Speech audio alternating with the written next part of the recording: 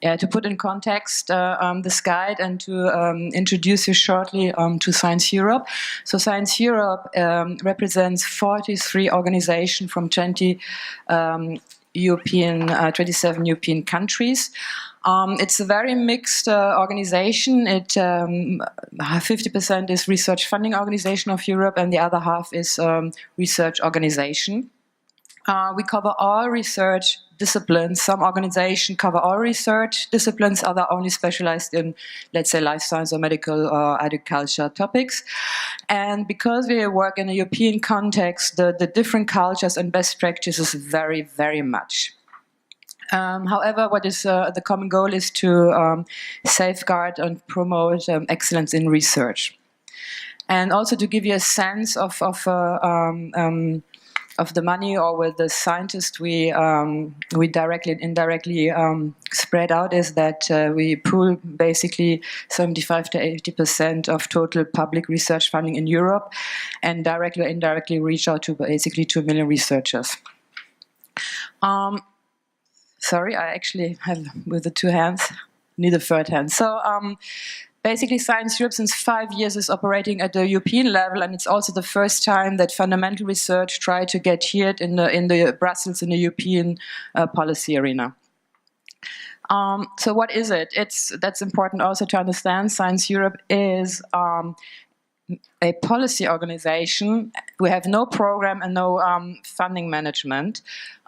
We make advocacy and interest representation, especially in the framework program and the framework program 9 and linked policies. We work a lot with directive and regulations. And what is here in this context important, it's also a collaborative platform for all the organizations we represent. So exchanging best practice, establish principles, intelligence survey, and in this context, this guide has been also established. So gender is one of 9 priorities Science Europe is working on. So we have very different priorities. Access to open access to publication, for example, but also research data, research integrity, research infrastructure, research evolution. So basically the whole system or ingredients needed for maintaining excellent science, and gender is one of the ingredients. And we have also representative function. And this whole construct is supported by a Science Advisory Board, which I'm responsible for. And I mention it because I will talk a bit about the gender balance in this advisory board. So I thought that it would be interesting actually to learn about our own gender statistics. So we have a governing board, it's our decision board, made up between 9 and 11 members, whereas 3 of female leaders are in the board. One is a current vice president, and one of our champion was a champion on gender and diversity. We have a low turnout, so at the moment this person will leave, but we will try to identify a new champion for gender. And the key message here is that equal gender distribution is part of the selection criteria of our board. Regarding working groups, we have different working groups. They are made up of Science Europe staff members and experts, and in terms of female-male balance, are quite balanced, with exception of the working group on gender, which more female representatives were present. For the Science Europe office, so the office I work for, our gender balance is quite bad. So I call it inverted gender pyramid, or what it's now called, or what's called the leaky pipeline. Basically, we have an over-representation of female. And this, there are several reasons, but one reason is, of course, that we already receive a lot of female CVs. For this post, we offer it's science officers and policy officers. So basically, you see where basically female go. So they will post for jobs close to science, but in order to stay in science. So coming now to the Science Advisory Committee, as you can see, we have equal representation. It's made up of 30 members from very different countries, disciplines, and we have equal representation, which was it's an accident, but the target was to have a quite equal distribution. And what happened was that actually we had already a running nomination process to fill up this committee. And what happened when I received all the CVs from our 44 member organization from whole Europe, that we would already have 70 to 80% of male CVs and only few female CVs, so the presentation would be very bad. So what would happen is in the ongoing nomination process, our governing board took the decision to what we call now the 50-50 rule. That means that for each male CV we received, the organization have now to send equal number of female CVs in order that we can nominate and find a decent pool of ideal candidates. So that was in the running nomination process. And actually it worked. It was a little bit of pressure, of course, because as I said, if we wouldn't have done it, the male CVs would not be taken into account. From there, we had then a selection committee made out of already existing members, and of course there was already a good representation of females there, and we moderated we moderated the selection process. What is interesting, perhaps as a side note, is that because it was a very multidisciplinary committee, and we had already to look after different career stages and also country representative. The gender was another component to respect, but therefore it was easy also to take into account also good female CVs. So it was not a pressure or not a discussion point as such. And as I said, it was moderated. And my personal experience is that we don't necessarily need a gender expert, but we know somebody to understand the issue and the target, what you want to achieve. And in this case, it was the achievements to have equal representation of male and female. And perhaps what is another achievement is that within the organization, this 50-50 rule is now established. But of course, the key message here is also because we change a lot of stuff, we change a lot of governing board members, you need somebody also has a history or somebody who maintains actually this so far acquired good practice, but which might be also lost in 2 or 3 years because everybody's going away. So this is just a bit as a personal experience on how you can, for example, do gender balance. Coming now to the major topic point here in the presentation is that, as I said, we have different working groups, and the Gender and Diversity Working Group produced this guide. They also gave recommendations to our organization on different topics, as also expert in the debate discussion on gender mainstream in the European research area, on the Global Research Council, and spreading out of different organizations working with different topics. Yeah. So we launched in February 28 this practical guide. And how you should read this practical guide is that, well, it's practical and has very basic hands-on recommendations targeted to funding agencies, but it can be also used in research organizations. So the idea is that our members can take this guide for recommendation, let's say, going to universities, but also going to their ministries, and just very basic principles acquired to communicate to these stakeholders. And also it can be used for newcomers in the field in order to grasp very rapidly some issues and to start from there. And what is important also, there are principal guides done by our members, but what is important is that the modulation, what I call, has to be done on a national level, or that means in the specific countries. And in this conference, you have heard some best practices from Germany, from the DFG. This morning, there was a presentation from our Norwegian member, and there's Danish representative. So that's the needs has, of course, to be tailor-made to the issues or the variation which occurs in the different countries. So there are three practical recommendation around three topics, and I give you just snapshots again. You should read this little guide. So unconscious bias. This guide clearly states that it appears everywhere in evaluation of science, in evaluation of researchers, for funding, in recruitment, in promotion, and other purposes. And I want to, before I go through this recommendations, two issues which realize occur. One thing is I put here cognitive sciences to better understand unconscious bias. I mention it here because in the preparation of this workshop, I was in different outlets at the European level, and I hear it often now that cognitive science should be promoted to better understand the bias in science. I don't want to assess if this is needed or not to understand it more. My key message here is that at a certain moment, the expert, which you are, have to decide also how many science or funding you have to put into this research and gathering of data, and how much actually you have to implement basically the knowledge you already have. Because my understanding is basically you have already all ingredients and all the problems are on the table. So the question is how much research can help actually to go to the next step actually and to implement. And the other thing is that I think also, whereas unconscious bias occur everywhere, and of course in research, my feeling is that in research, the problem to admit on unconscious bias is of course also the way research perceives itself. Because research by definition is excellent. So it's very difficult to then to match excellency with, let's say, failure of having not done a good job in peer review. So that's a bit what I think also has to be taken into account.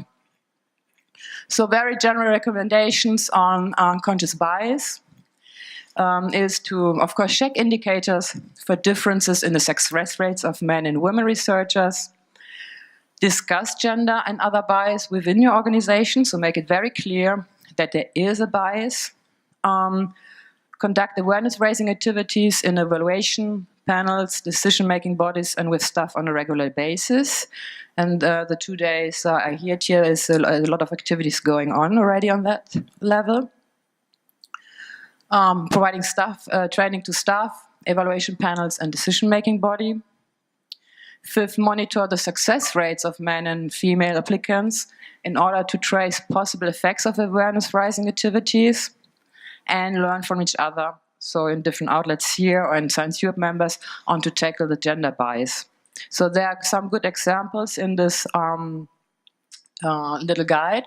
So one, for example, is that, and we heard it also already in this conference, to counteract gender stereotype. So Ireland has now launched a 2016-2020 gender strategy, and the purpose is to increase the participation and interest of girls in STEM-related activities. So it's a very young age, and with the idea to increase their confidence in the relevance for girls studying of the STEM subjects. Another example is from our French member. So they, for example, created in 2013 a specific committee, and it was modulated, obviously, by something going on by the University of Michigan. So that's also a good message to do, that you can get just inspired by others who have already more experience on it or have already implemented steps. So they try to now to review and all the procedures and practices they have established with respect to gender equality. And as you can see, it's quite substantial because they managed to have the chief centralized research officer, all chairs of the 46 standing peer evaluation panels, deputy scientific director, HR officers, and senior female researchers, as well as gender expert in one vote. And so far, the action so far is a training on unconscious bias, and based on latest expert literature, statistic fact sheets, change, and they tend to change also procedures in awarding CNRS medals. So yes, and just to show you that there are also other different good practice examples on unconscious bias in this guide. Monitoring gender equality, this is also an important topic, and the general recommendation is that organizations should define explicit objectives for gender equality, and mandatory actions should be taken to meet the objective. So the key message here is monitoring is something, but you should understand towards what you actually monitor, what are the goals, and what do you want to implement. So this is important, and that data should be collected and the indicators calculated annually, and the results should be made public on a regular basis, also to increase transparency or to understand the process for everybody. So here I go very through that. I have 2 slides with some indicators. So what is important, that everything is broken down by research discipline, funding scheme, and academic age. So for example, that data collection should be on the share of women and men among main applicants for position, promotion, or funding, on the successful rate of applicants recruited, promoted, or funded, and also average size of grants, so how many actually female attracts grants or not. Share of women among reviewers or on recruitment and promotion board. So that's what I said. If you have a decent number of female in those boards, then of course the chance for female to get selected increases. Share of women among heads of review of panels is very important. The chairs, yes, in funding decisions, bodies, recruitment, promotion, as we said, and for performers also, that means research institutions, share of female and men among employed researchers. So basically, that's where you then start to collect your base or continue to track it. Yes, so basically, and the monitoring collection of that, yeah, of course, as I said, it's a base for information and to understand your own numbers, but also your own processes, and that's, of course, then the base for evidence-based decisions. Based on that, you can do then your strategies or identify the issues in your organization. I think also secondary or can be secondary effects is to install a routine. So the routine then also installs a kind of constant raise of consciousness of the necessity to do it. And it, as I said, it's increased also transparency of what's going on actually. And one of the last slide is that, and I don't want too much into detail because it's quite technical, but we have a matrix with all, I think, 20 member organizations who where you have a comparative data and also further links then, and also I want you then to contact really the member organization working on these topics. But for example, inspiring practices, there's 4 things where you can modulate the flow of female, or the funding flow. Is of course everything which links to maternity leave. So one solution is to contribute 100% of salary during leave. Very simple, but you have to take into account also if you talk to your ministers or what, it's really for planning. Then also paternity leave should be into account because they're both who take care of the children. So this is at the moment it's paternity leave without our members vary between some few days to some weeks. So it's not compared to for female which can leave to months. Then also very simple is to provide extension of grants, so on the no-cost basis. You can theoretically do it also automatically, means that as soon as there is a child or somebody is indicating that a child is born, that you do it automatically. And of course, this was resonating also in this conference, is on part-time and flexible work options. So this is something which you can tune. I think there are a lot of more I think different countries or organizations can be very creative and modulate according to these first ideas or what we contributed from our member organization. And yes, and that's one of my final slides. So again, I would like to invite you to use this guide proactively and to get some inspiration from the practices or recommendation we gathered in this guide. As I said, there is some list of grant management initiatives. The guide also includes references to current literature. And as I said, you're welcome to contact the organization mentioned. And if you haven't had the guide, you can also download it from our webpage. And yes, and the last slide, but this is just food for thoughts. Because I'm a scientist, so I was thinking also, because it hasn't been discussed at all at this meeting, but I'm also wondering that because at funding agencies or at policy level you discuss the whole transformation of science, the digitalization and how science is designed, how it's conducted, how it's assessed and so on. And I'm wondering how this transformation process actually will change the research enterprise and what will be the impact on gender. And you know, I mean, there will be an impact anyway, but what if did it build added value for females or will it have more disadvantage? So and this is a whole topic like research design, co-design, collaboration, team science, all things which we say female are very good. But the question is, will it really be taken into account or not? And that's just food for thought. I throw it like this to you, and let's perhaps meet for a future other workshop. Okay, so thank you very much then for having me here. Thank you very much, Dr. Wolff-Boenisch, and for keeping to time, which gives us time for questions. And we've got one. I spotted you this time. Yes, it's coming. And if you could please just restate your name and affiliation for the recording. Thanks. Ita Richardson, University of Limerick, Ireland. So thank you very much. Very interesting presentation, and it's marvellous to see such work being done.